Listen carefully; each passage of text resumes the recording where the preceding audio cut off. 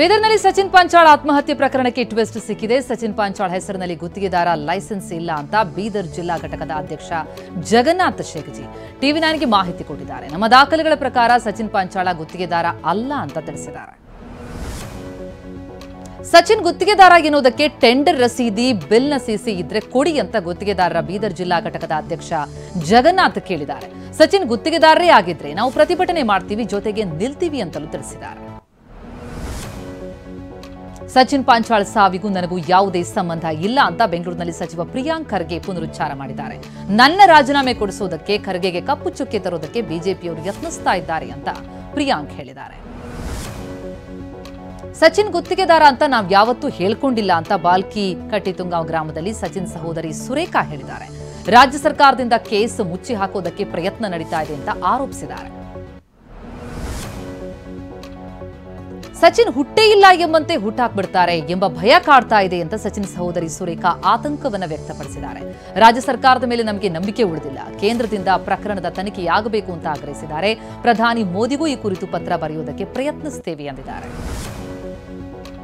ಮೈಸೂರಿನ ಕೆಆರ್ಎಸ್ ರಸ್ತೆಗೆ ಸಿದ್ದರಾಮಯ್ಯ ಹೆಸರಿಡುವಂತಹ ವಿಚಾರ ಭಾರೀ ಚರ್ಚೆಯಾಗ್ತಾ ಇದ್ದು, ನಿನ್ನೆ ವಿವಿಧ ಸಂಘಟನೆಯ ಸದಸ್ಯರು ಕೆಆರ್ಎಸ್ ರಸ್ತೆಗೆ ಪ್ರಿನ್ಸೆಸ್ ರಸ್ತೆ ಅಂತ ಸ್ಟಿಕ್ಕರ್ ಅನ್ನು ಅಂಟಿಸಿ ಪೂಜೆ ಮಾಡಿದ್ರು. ಆದರೆ ರಾತ್ರೋರಾತ್ರಿ ಪ್ರಿನ್ಸೆಸ್ ರಸ್ತೆ ಸ್ಟಿಕ್ಕರ್ ತೆರವು ಮಾಡಲಾಗಿದೆ.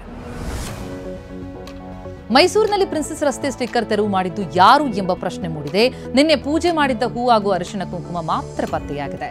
ಅಧಿಕಾರಿಗಳು ತೆಗೆಸಿದ್ರ ಅಥವಾ ಪೊಲೀಸರು ತೆಗೆಸಿದ್ರ ಎನ್ನುವ ಪ್ರಶ್ನೆಗಳು ಉದ್ಭವ ಆಗಿದೆ. ಮೈಸೂರಿನ ಯಾದವಗಿರಿ ರೈಲ್ವೆ ಬಡಾವಣೆಯ ಬಳಿಯ ಮನೆಯೊಂದರಲ್ಲಿ ಪ್ರಿನ್ಸೆಸ್ ರಸ್ತೆ ಅಂತ ಹಾಕಿರುವ ನಾಮಫಲಕ ಪತ್ತೆಯಾಗಿದೆ.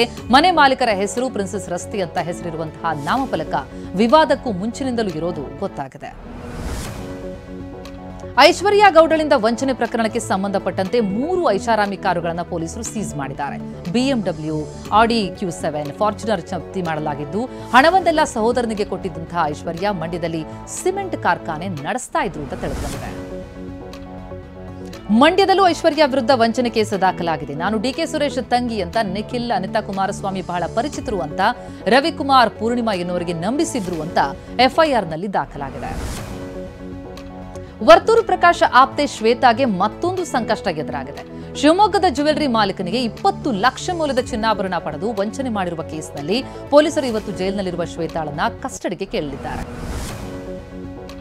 ಬೆಂಗಳೂರಿನ ಮಹದೇವಪುರದ ಬಿ ನಾರಾಯಣಪುರದಲ್ಲಿ ಯಮಹಾ ಶೋರೂಂನಲ್ಲಿ ಆಕಸ್ಮಿಕವಾಗಿ ಅಗ್ನಿ ಅವಘಡ ಸಂಭವಿಸಿತು.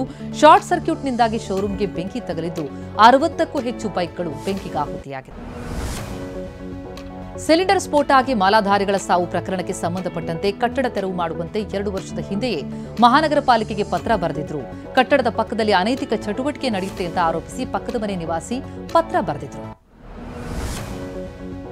ಹೈದರಾಬಾದ್ನ ಸಿಎಂಆರ್ ಇಂಜಿನಿಯರಿಂಗ್ ಕಾಲೇಜಿನ ಮಹಿಳೆಯರ ಹಾಸ್ಟೆಲ್ನ ಬಾತ್ರೂಮ್ನಲ್ಲಿ ರಹಸ್ಯ ಕ್ಯಾಮೆರಾ ಇಡಲಾಗಿತ್ತು ಎಂಬ ಆರೋಪ ಕೇಳಿಬಂದಿದೆ. ಇದರಿಂದ ರೊಚ್ಚಿಗೆದ್ದ ವಿದ್ಯಾರ್ಥಿನಿಯರು ರಾತ್ರೋರಾತ್ರಿ ಪ್ರತಿಭಟನೆ ನಡೆಸಿದ್ದಾರೆ. ಪದೇ ಪದೇ ಫೇಲ್ ಆಗ್ತಾ ಇದ್ದಿದ್ದರಿಂದ ಬೇರೆ ಕಾಲೇಜು ಸೇರುವಂತ ತಂದೆ ತಾಯಿಯನ್ನೇ ಮಗ ಕೊಂದು ಹಾಕಿದ ಘಟನೆ ಮಹಾರಾಷ್ಟ್ರದ ನಾಗ್ಪುರದಲ್ಲಿ ನಡೆದಿದೆ. ಲೀಲಾಧಾರ್ ಅರುಣಾ ಎಂಬುವರ ಪುತ್ರ ಉತ್ಕರ್ಷ್ ಕೊಲೆ ಮಾಡಿದವ. ಡಿಸೆಂಬರ್ 25ರಂದು ನಡೆದಂತಹ ಘಟನೆ ಇದು ತಡವಾಗಿ ಬೆಳಕಿಗೆ ಬಂದಿದೆ. ಆಸ್ಟ್ರೇಲಿಯಾ ವಿರುದ್ಧ 5ನೇ ಹಾಗೂ ಕೊನೆ ಟೆಸ್ಟ್ ಪಂದ್ಯಕ್ಕೆ ಟೀಂ ಇಂಡಿಯಾ ತಂಡದಲ್ಲಿ ಭಾರೀ ಬದಲಾವಣೆಯಾಗುವ ಸಾಧ್ಯತೆ ಇದೆ. ಈ ಬಗ್ಗೆ ಕೋಚ್ ಗೌತಮ್ ಗಂಭೀರ್ ಸುಳಿವು ಕೊಟ್ಟಿದ್ದಾರೆ. ನಾಯಕ ರೋಹಿತ್ ಶರ್ಮಾ ಆಡೋದೇ ಅನುಮಾನ ಅಂತ ಹೇಳಲಾಗ್ತಾ ಇದೆ. ಕೆಎಲ್ ರಾಹುಲ್ಗೆ ಕೊಟ್ಟರೂ ಅಚ್ಚರಿಯಿಲ್ಲ.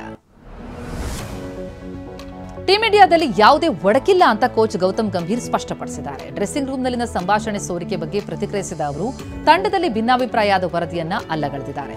ತಂಡದಲ್ಲಿ ಒಗ್ಗಟ್ಟು ಅಗತ್ಯ ಇದೆ ಅಂತ ಅಭಿಪ್ರಾಯಪಟ್ಟಿದ್ದಾರೆ.